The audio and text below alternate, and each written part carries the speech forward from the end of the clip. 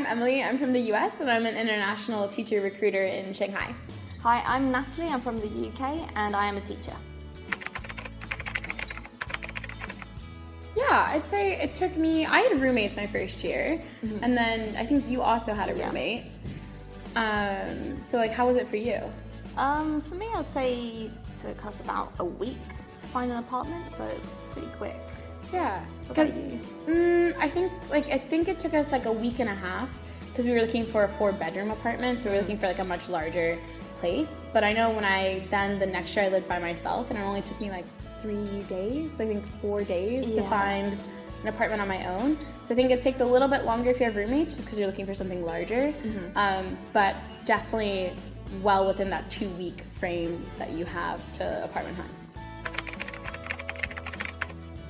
Yeah, I'd say my roommates came from my onboarding group. Yeah, same here. I had a roommate from my onboarding group.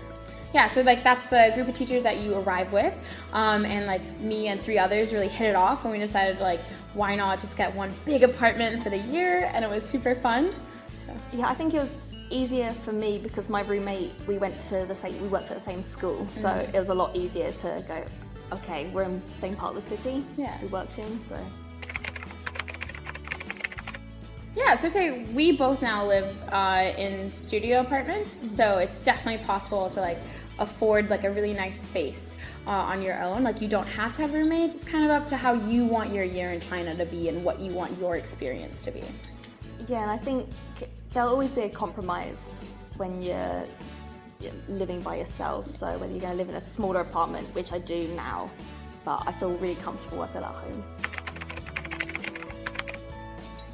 I definitely had concerns about making friends, but I would say that was kind of really quickly put aside because like when I got there, like you arrived, like you had an onboarding group when I got here, and then also like everyone in our center was super friendly. We worked in the same center in Shenzhen, just quick explanation to that, and I think we worked with was super friendly and it was really easy to make friends. And also there's really great teacher events that are put on in the cities, and that's a great way to meet people outside your center who are working for EF, just in different parts of the city. And then you get to find out like what do they like doing, like you find common interests with people like also outside of your specific school, which I think is really great. Yeah, I think opening up that sort of network with all the teachers, but you have to be willing to go to these events. Yeah. I think if you're willing to make friends, like, and you are willing to put yourself out there and just like introduce yourself, it's very easy to make friends. You just have to essentially get out there and just like back home. Yeah, and everyone's in the same boat. Everyone comes to China by themselves, so.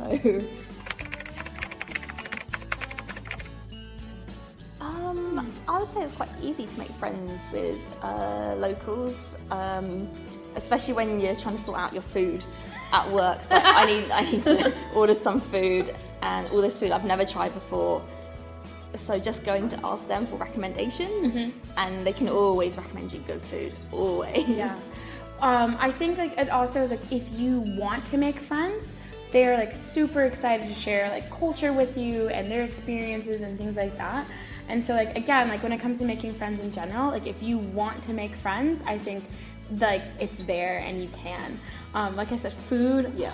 I think we became really good friends with like people in our center because we go out to eat a lot. Yeah. And I'd be like, I really want to try this kind of food, and someone would be like, I know where to take you.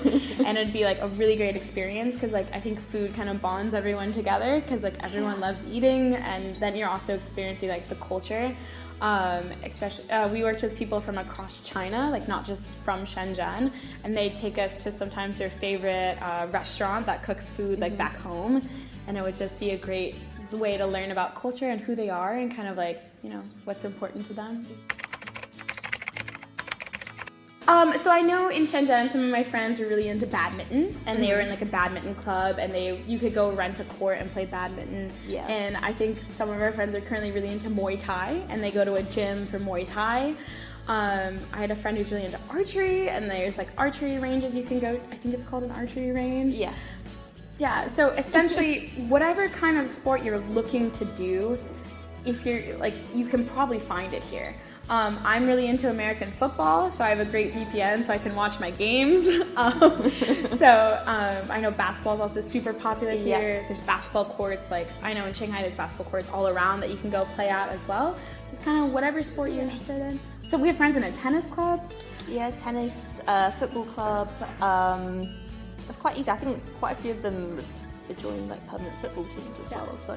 And when we say football, we mean the black and white ball, and not the English football that I am in love with.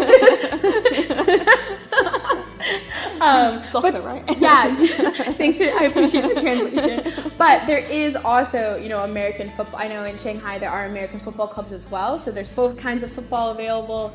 So it's kind of like, what sport do you want? And then you might have to do a little bit of work to find it, but it does exist. Yeah, and there's gyms, so you can always get a gym membership. Some gyms have swimming pools. Yeah. And I'm sure they have like classes as well that you can take part in. I know for my gym membership in Shenzhen, I'd go to yoga and things like that. So there are like gym classes available as well.